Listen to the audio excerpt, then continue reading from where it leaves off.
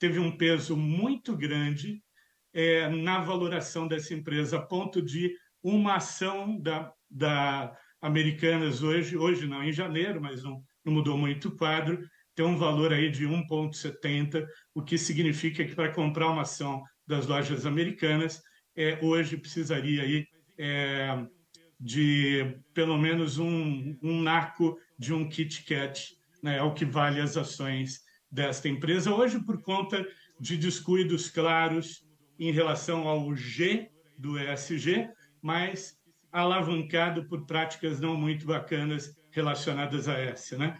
Por exemplo, o não pagamento de fornecedores ou o adiamento de pagamento de fornecedores como uma estratégia de mercado. Então, veja que hoje o mercado pune este tipo de comportamento. No passado, muito provavelmente, esse comportamento passaria de forma mais tolerável, né?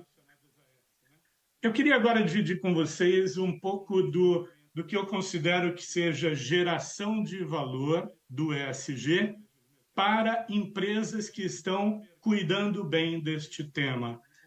ESG gera valor na forma, por exemplo, de empresas mais diversas e inclusivas.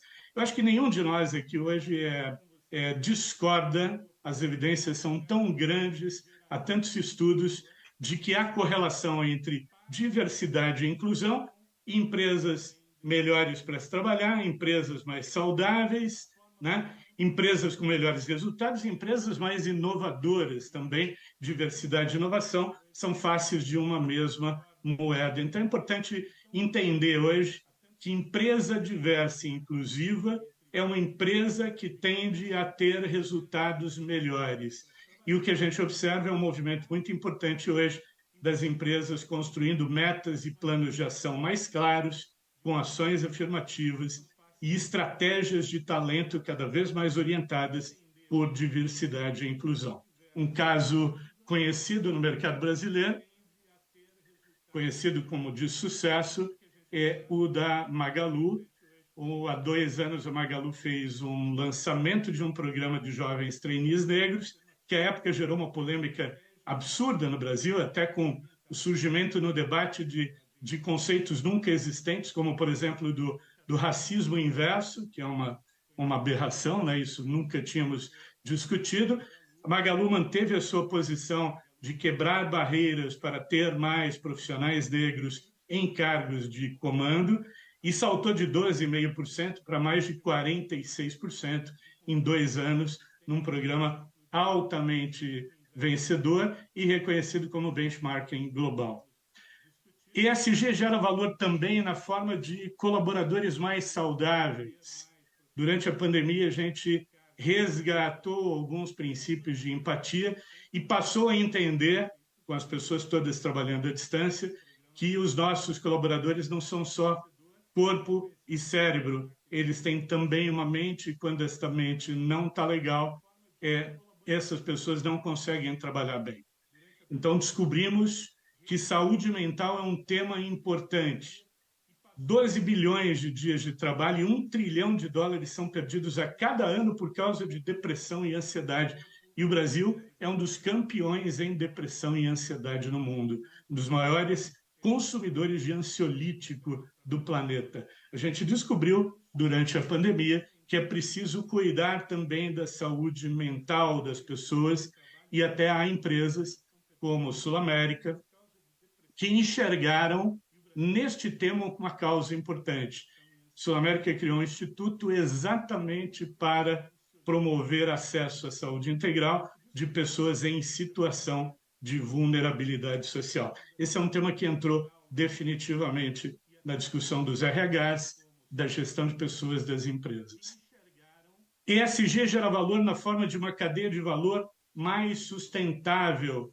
E aqui a gente tem observado um movimento muito importante de ampliar e tornar mais rígidos os critérios socioambientais nos programas de compras, por exemplo, a adoção crescente de estratégias de monitoramento, a incorporação de políticas de direitos humanos. Isso melhora essencialmente as empresas e melhora os negócios na relação com os stakeholders, exatamente para que a gente não viva situações como a que vivemos no início do ano, né, quando 207 homens foram resgatados em situações análogas ao trabalho escravo nas vinícolas do sul do país. Ou também, para não acontecer fatos como o que ocorreu em 2021, quando um cliente negro foi espancado nas dependências do Carrefour de Porto Alegre, de uma unidade, e acabou morrendo ao ser espancado por vigias. Acho que todo mundo se lembra dessas imagens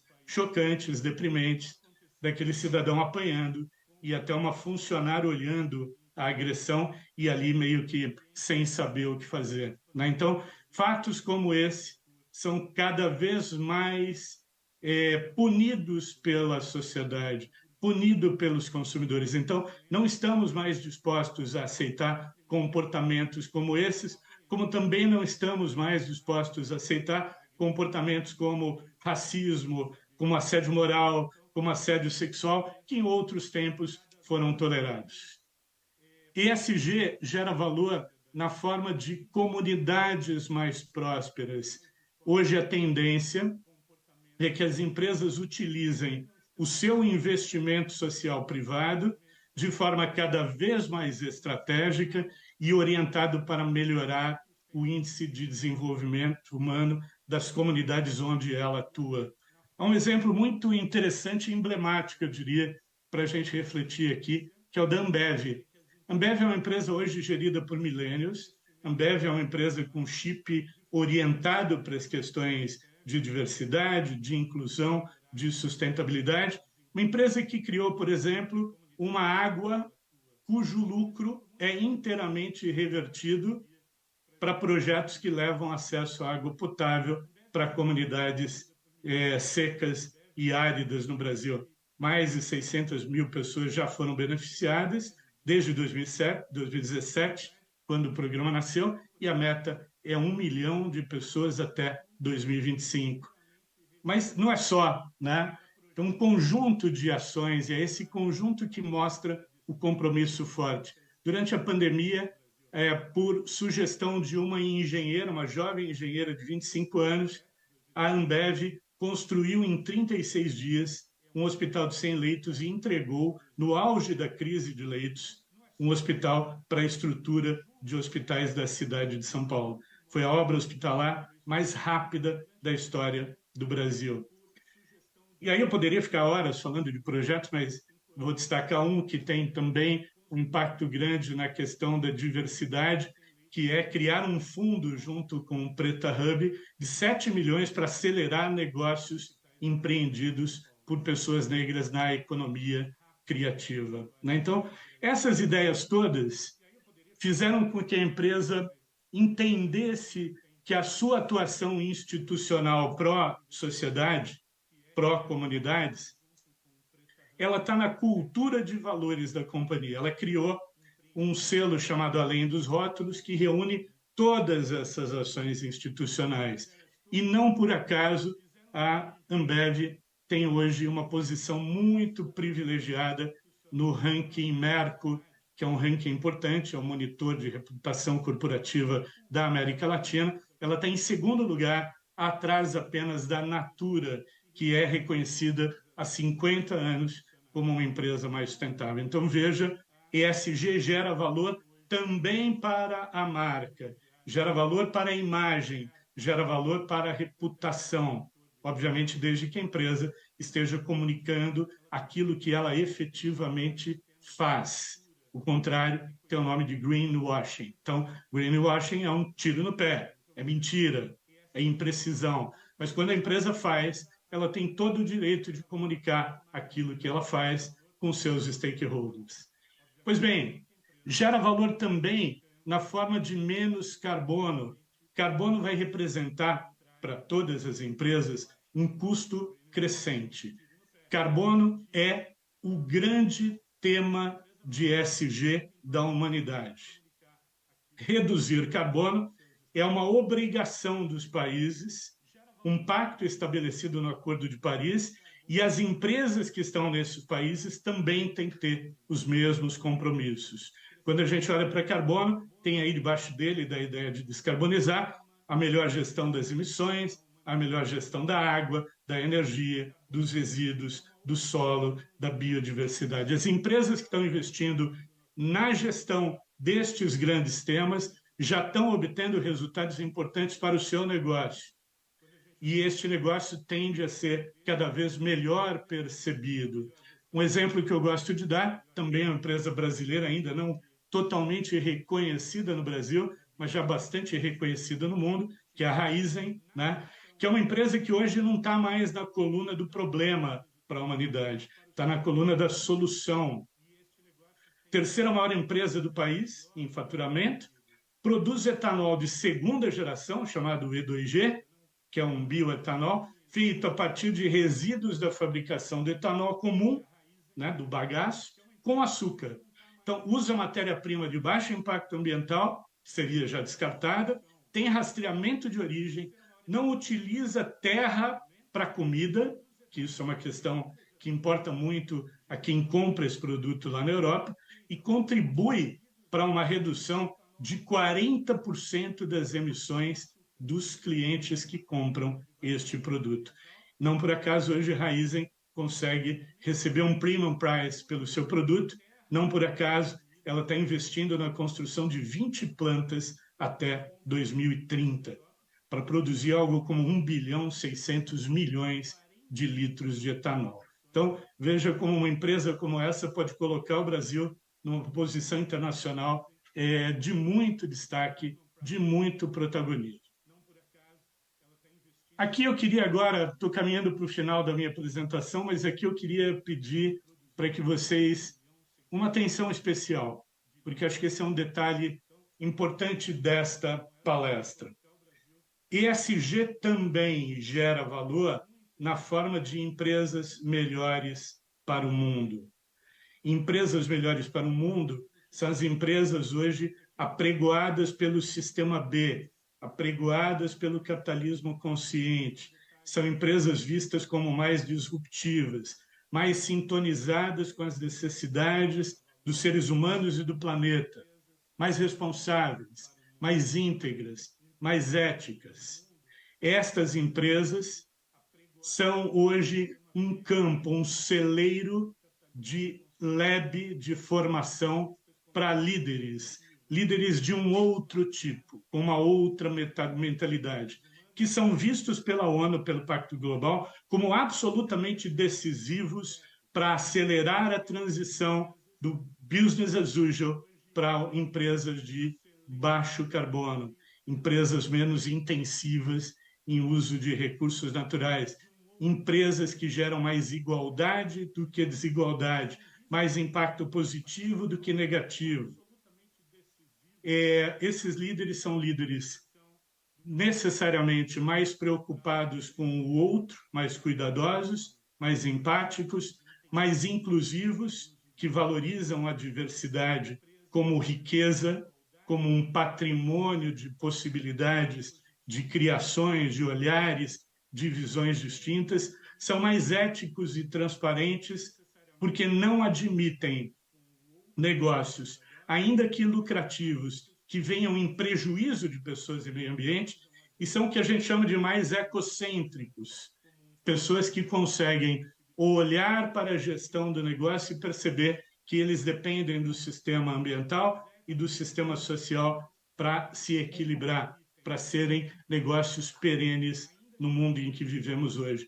E, ao tomar decisões, levam em conta o impacto negativo e o impacto positivo que essas decisões de negócio podem gerar para o futuro de pessoas e o futuro de meio ambiente.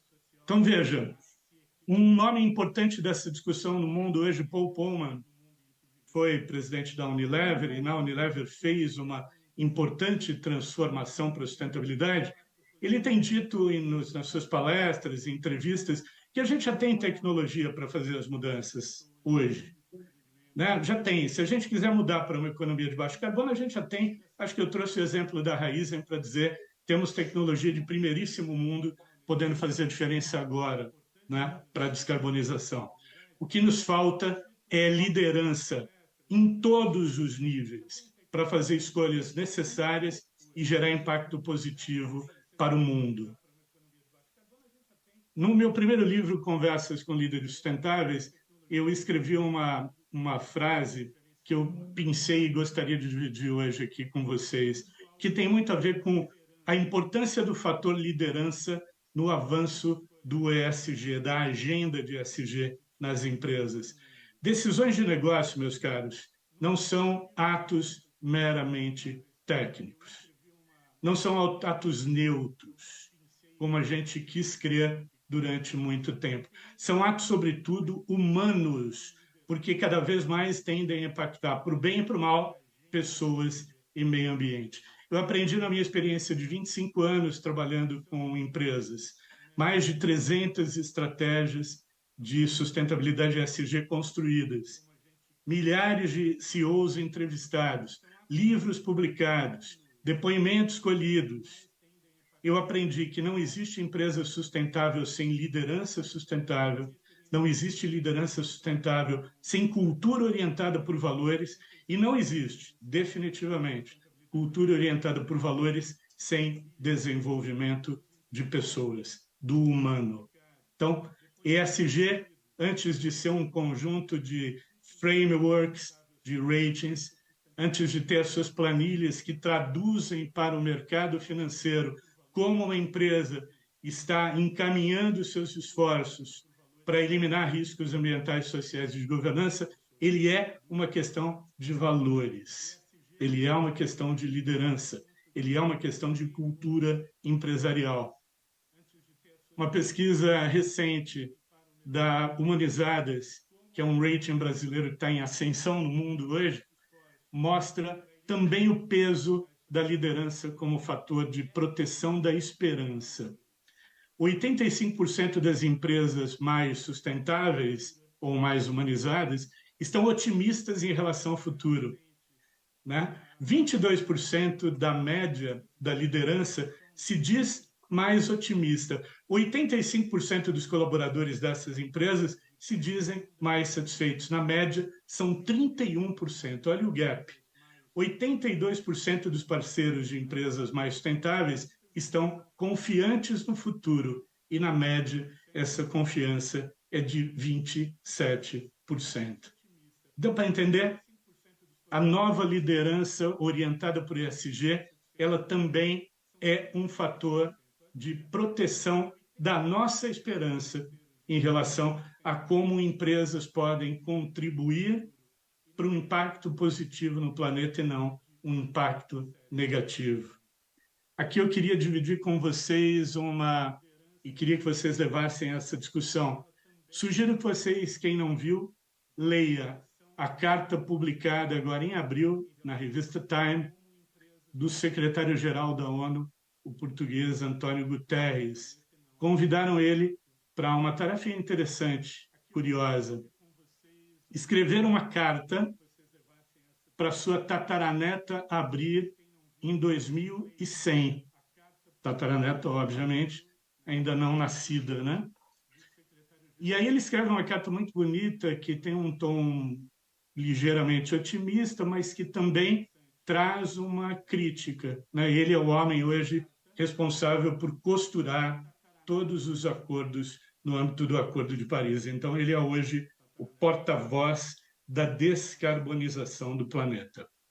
Ele fala na carta sobre a liderança dos jovens pela justiça climática e diz que, puxa, que legal, que tantos jovens em tantos lugares do mundo estão fazendo muito até, né, por não terem sido responsáveis até pelos impactos que hoje nos colocam num risco climático. Mas ele lamenta, e essa lamentação que eu acho importante a gente se refletir, pensar. Líderes, principalmente os de negócios, não estejam fazendo devidamente a sua parte.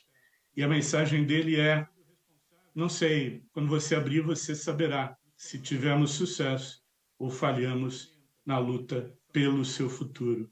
Acho que essa é uma questão importante para a gente refletir. Se temos tecnologia, se temos inteligência, se temos gestão de inteligência, sistemas capazes de fazer as coisas acontecerem, fazer acontecer agora é uma decisão individual. Ela tem a ver com cada um de nós tem a ver com os líderes das nossas empresas, tem a ver com os líderes dos nossos países, assumindo a responsabilidade por assegurar um futuro, né, de recursos naturais, um futuro de equilíbrio de natureza para as gerações que estão chegando agora. Eu costumo sempre dizer que, apesar de ter muitos clientes, o meu principal cliente hoje se chama Lorenzo, é o meu neto de 7 anos. É para ele que eu trabalho todos os dias, é para ele ou por ele que eu tento, no futuro, ser julgado como alguém que fez aquilo que precisava fazer no seu tempo. Muito obrigado.